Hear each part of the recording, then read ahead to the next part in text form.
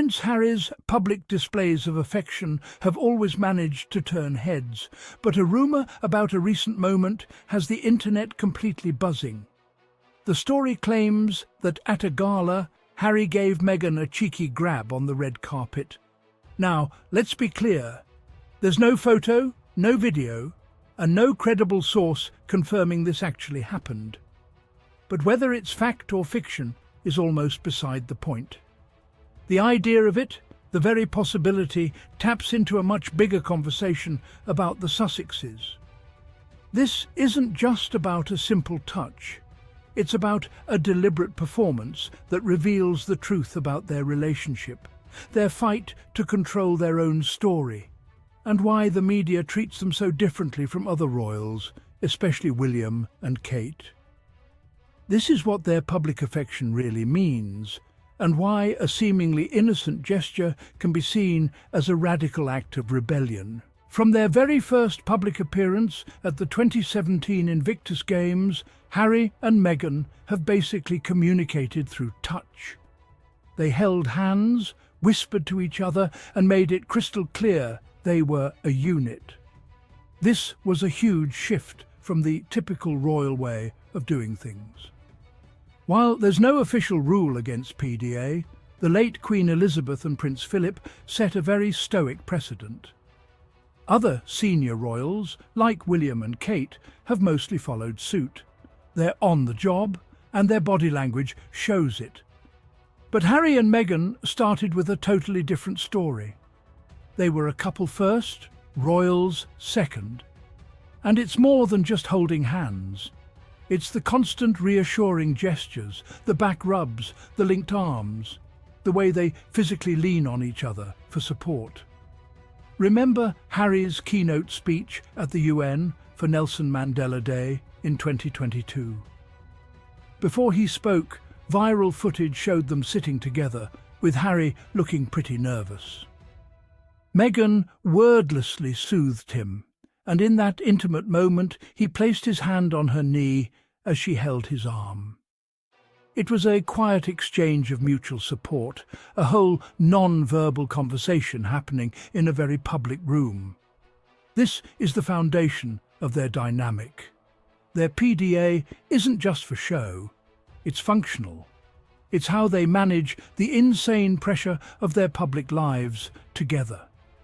It tells a story of an intertwined partnership where you rarely see one without the other as an anchor. You really can't analyse Harry and Meghan's PDA without comparing it to the Prince and Princess of Wales. For years, Prince William and Kate have put on a masterclass in professional poise. Their interactions are polished, reserved, and perfectly tuned for their future roles as King and Queen. They stand as pillars of the institution, and their body language reflects that stability and formality. We rarely see more than a quick touch or a brief, polite handhold. This isn't a sign of a cold relationship. It's a reflection of their duty and the immense pressure on William as the heir to the throne. And this is where the media narrative just splits in two. William and Kate's restraint is often praised as dignified and appropriate. Harry and Meghan's tactility, on the other hand, is constantly dissected and often used as a weapon against them. It's framed as neediness, a lack of professionalism, or even a sign that their relationship is unstable and needs constant public proof. The exact same act, holding your spouse's hand, is seen completely differently depending on which couple is doing it. This shines a huge spotlight on a clear double standard in media coverage, one that's rooted in their roles. William and Kate are seen as preserving the monarchy's image, while Harry and Meghan are seen as tearing it down. On the world stage, Harry and Meghan's partnership is most visible in moments of pressure.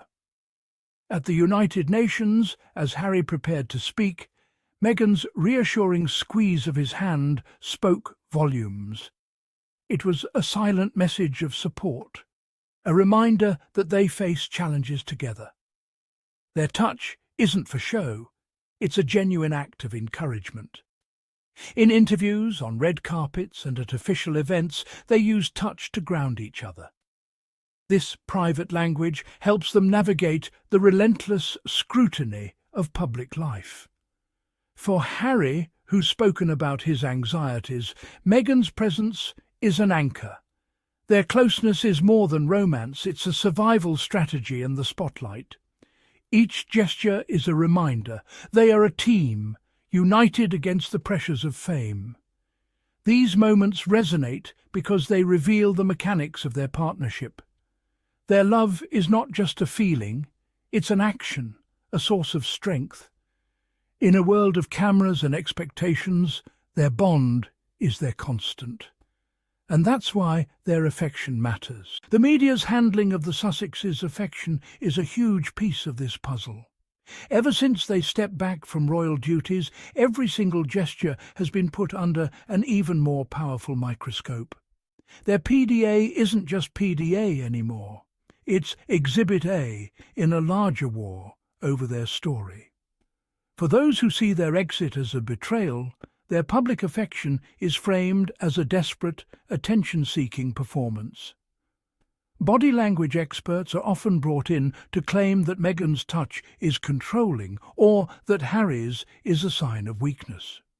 For instance, after they held hands during a service for the late Queen, some commentators called it disrespectful and a breach of protocol, even though other non-working royals were doing the same thing.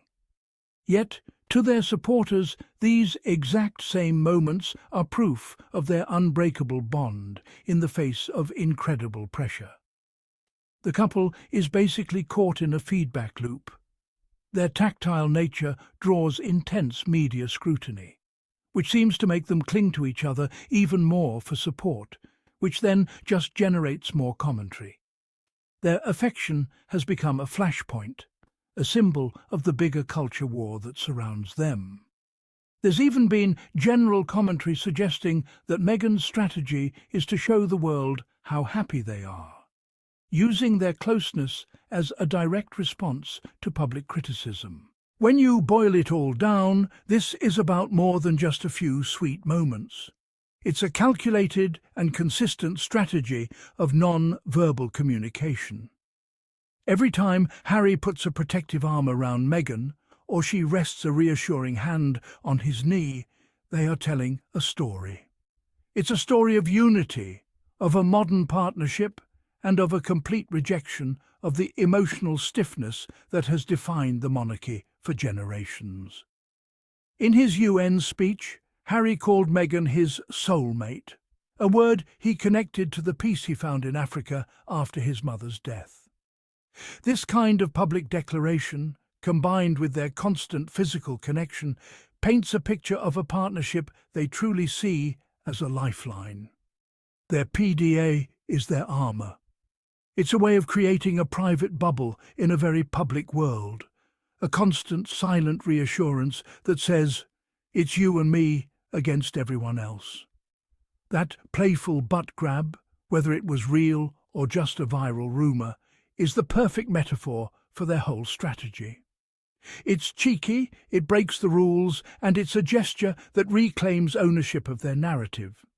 It declares that even when they're on a world stage, they are Harry and Meghan first, a couple in love who will not perform a sanitized version of their relationship for anyone.